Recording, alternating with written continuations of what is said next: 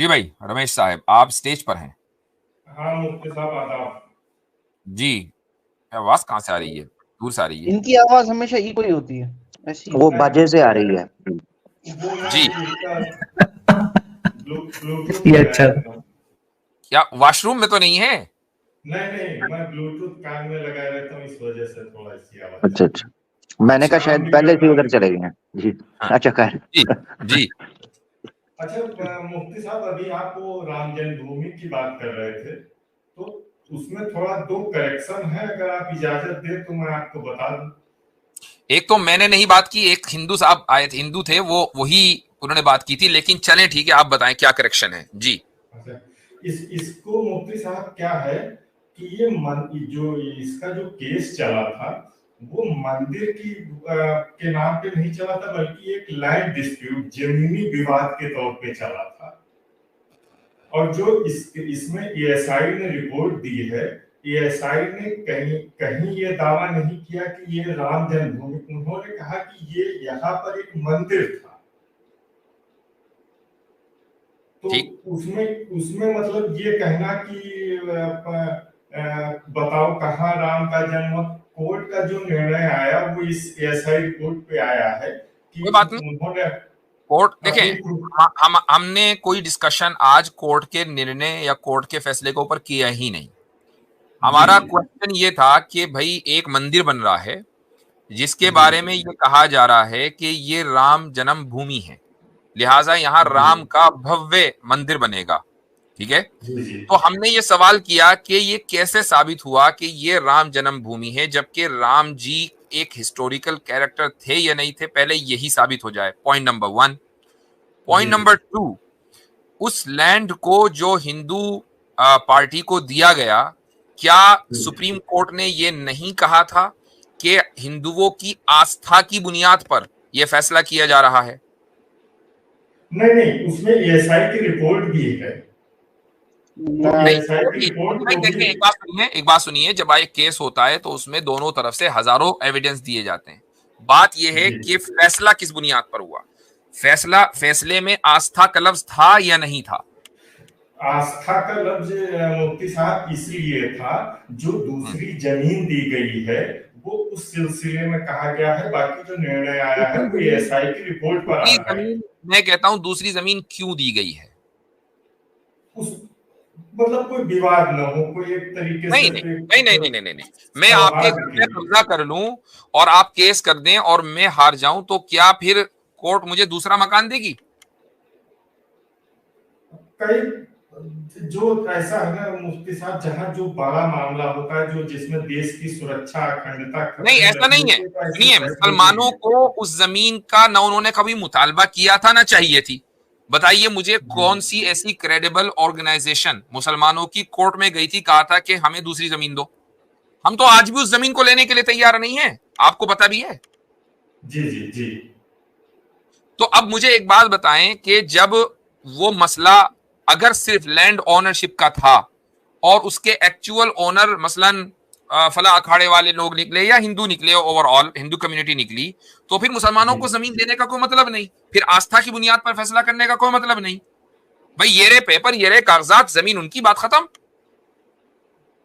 अब मुफ्ती साहब देखिए, मैं आपके जितना आलिम तो नहीं हूँ, लेकिन जो मैं ये जानता हूँ कि निर्णय एएसआई की रिपोर्ट में दिया गया है। एएसआई ने ये कहा वो था पढ़ के आए कि आप, जो जो जो जजमेंट है ना, अफगानिस्तान। वो जजमेंट है 350 पेपर की, 350 पेजेस या 500, हाँ। याद नहीं है।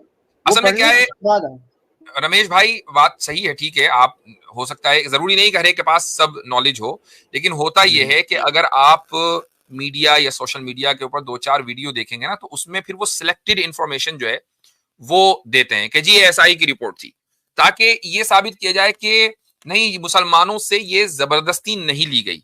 देखिए, सुप्रीम कोर्ट के फैसले के बाद बात खत्म हो गई। तो ठीक है, सुप्रीम कोर्ट ने जो है वो एक फैसला दिया, हम उस फैसले से एग्री नहीं करते हैं। डिसएग्री करना सुप्रीम कोर्ट के फैसले से हर मुसलमान का हक है, बल्कि हर सुप्रीम कोर्ट के फैसले से डिसएग्री करना हर सिटीजन का हक है। सिर्फ मुसलमान ही को क्या, आपका भी हक हाँ, है, वो आप भी सहमत किसी भी हूँ, फैसले से सही। डिसएग्री कर सकते हैं। ठीक है, तो जी ये ना कहें कि ये जो है एक लैंड का डिस्प्यूट था, इधर से ट्रांसफर करके उधर कर दी गई, वरना फिर हमें इन्हीं मुसलमानों को लैंड न दी जाती। Point number 1। लेकिन असल जो पॉइंट है ना, जो ये आज का विषय है ही नहीं, ये आज का मुद्दा नहीं है कि सुप्रीम कोर्ट ने क्या किया, जो हुआ सो हुआ। आज का मुद्दा तो ये है कि राम जी उस जगह पैदा भी हुए कि नहीं हुए, असल तो ये था मसला। हाँ ये था, और लेकिन मुफ्ती साहब ये अलग विषय है, मुकदमे का जो मुकदमा चल रहा था। नहीं वो बात ठीक है, मैंने थोड़ी देर के लिए तस्लीम कर लिया, लेकिन मुझे एक बात बताइए, क्या बाबरी मस्जिद को राम जन्म भूमि की वजह से ही शहीद नहीं किया गया? क्या उस मस्जिद के अंदर हिंदुओं का इंटरेस्ट इसलिए नहीं था कि यहां राम जी जन्मे थे? सारा मसला ही तो ये था ना। आप राम जी के कैरेक्टर को तो आप अलग करके इस पूरे इशू को देख ही नहीं सकते। जी जी, तो असल बात तो ये है। जी जी, तो आपकी बात सही है, मैं सिर्फ उसका एक लीगल पहलू आपको बताना चाह रहा था, बाकी हाँ, तो अब इस पर आप गौर कीजिएगा। असल जो आप सवाल यहां से लेकर जाएं कि जिस पर आप रिसर्च करें अपने तौर से कि जी राम जी हिस्टोरिक उनके वजूद का क्या हिस्टोरिकल रिकॉर्ड है, हिस्टोरिकल एविडेंस है, पहले इस पर बात हो जाए।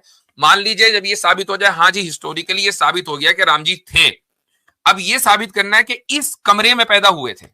चूंकि हिंदू फरीक की तरफ से जो कोर्ट में बात आई है वो ये आई है कि राम जी का ये चबूतरा था इस बीच वाले गुंबद के नीचे, यहां पैदा हुए थे। ये बाकायदा टेस्टिमोनी के अंदर उस केस में है, बीच वाले गुंबद के नीचे पैदा हुए, इतना पिन पॉइंट करके बताया गया है। तो ये आपको साबित करना है कि भाई एक ऐसी शख्सियत के जिसका हिस्टोरिकल एविडेंस नहीं, फिर वो इस तरह पिन पॉइंट कर दें कि यहां पैदा हुए थे, ये कैसे पॉसिबल है? भाई अगर एक बात बताएं, आप अपने घर में किसी भी घर में चले जाएं, आप अपने माँ बाप और दादा दादी नाना नानी के बारे में नहीं कह सकते कि इस इंच के ऊपर पैदा हुए थे। जी जी, चाहे जाए कि आप लाखों साल पुरानी शख्सियत के बारे में ये कहें। तो असल केस ये है, हमें इसमें इंटरेस्ट है कि राम जी पैदा हुए थे कि नहीं, और हुए थे तो कहां हुए थे। तो बड़ी टेक्निक के साथ इनको ना डीलिंग करके इशू को सिर्फ एक इमारत के साथ जोड़ा जा रहा है या लैंड के साथ।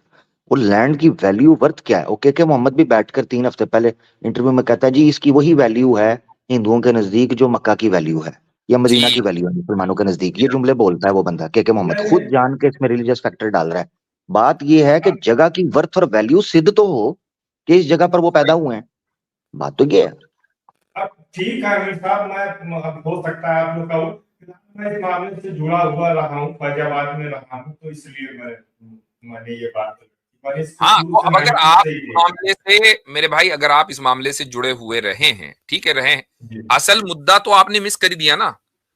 अब मसला लैंड का नहीं है कि आपके घर पे किसी ने कब्जा कर लिया, अब आपने अपने घर की जमीन छुड़ा ली। असल मसला ये नहीं है। अगर ये दावा किया जा रहा के मोहम्मद की तरफ से कि नहीं जी उसकी वैल्यू वो है जो मक्का मदीना की है, तो फिर ये साबित भी तो करना पड़ेगा ना कि मक्का और मदीना है भी कि नहीं। एक्चुअल में अच्छा, वो कल हजरत वो सरकारी कर्मचारी थे और वो कोई दावा उनका बनता ही नहीं है, वो सिर्फ अपनी एक रिपोर्ट रख सकते हैं, बस इससे ज्यादा वो कुछ नहीं। अच्छा चले, मैं आपसे पूछ लेता हूं, क्या आप उसको राम जन्मभूमि मानते हैं या आप उसको वैसे ही ऑर्डिनरी लैंड मानते हैं, कोई भी बस होगी जमीन? मैं उसको ये मानता हूं कि वहां पर मस्जिद से पूर्व एक ढांचा मंदिर। राम जन्मभूमि आप मानते हैं कि नहीं मानते? राम जन्मभूमि, राम जी वहां पैदा हुए थे कि नहीं हुए थे? मैं मान्यताओं के अनुसार मानता हूं। तो बस यही तो बात हो रही है ना, मान्यता। बात तो यही है ना कि इसी बुनियाद पर सारा इशू गुज़िश्ता 70 साल से चला है, ये मानकर, इस मान्यता की बुनियाद पर कि यहां पैदा हुए थे, लिहाजा हमें ये जगह चाहिए, हमारे लिए सबसे ज्यादा पवित्र है। सारा इशू यही है ना भीर। सारा इशू जिद्दी बच्चे का है, वो रोकर कह रहा है मैंने यही खिलौना लेना है, जिद्दी बच्चा है बस, और कुछ भी नहीं है। ठीक है भाई, अच्छा बहुत अच्छा लगा आपसे बात करके। चलें जी, शुक्रिया। आप कुछ कह रहे थे आमिर भाई कल के बारे में? मैं ये जी मैं वो कल के बारे में कहने लगा था। मैं कल भी ये जिक्र कर रहा था कि जैसे के मोहम्मद ने क्लेम करके कहा जी मुसलमानों को विलिंगली हैंड ओवर कर देना चाहिए, उनके नजदीक वो जगह है, ये है। तो वो कल भी आया, वो आकर कहता है जी फिर हम सवाल यही उठाएंगे मक्का मदीना के बारे में कि अल्लाह के रसूल का क्या हिस्टोरिक एविडेंस। मैंने उस वक्त भी ये बात की, मैंने कहा मक्का और मदीना के हिस्टोरिक एविडेंस या अल्लाह के रसूल का इस कॉन्टेक्स्ट के अंदर हिस्टोरिकल एविडेंस हम तब हमसे मांग सकते हो जब उस बारे में दुनिया में डिस्प्यूट पैदा हो गया है या मुसलमान वहां पर लड़ रहे हैं या कोई दूसरा सही। फिरका पैदा हो गया जो उठकर मक्का और मदीना पर कहे नहीं जी नहीं, हम नहीं मानते कि यहाँ अल्लाह के रसूल पैदा हुए या मस्जिद नबी यहाँ पर थी, हम नहीं मानते, तब हम हिस्टोरिकल एविडेंस देंगे। इस वक्त विषय आप लोगों में डिस्प्यूटेड पड़ा हुआ है ना, इशू सही जो लीगल इशू सही बनाए बात। जो भी है, तो आप लोगों को प्रूव करना पड़ेगा। आप लोग इस जगह पर उस मकाम पर खड़े हैं कि आप से सवाल पूछा जाए। बिल्कुल बिल्कुल, जबरदस्त।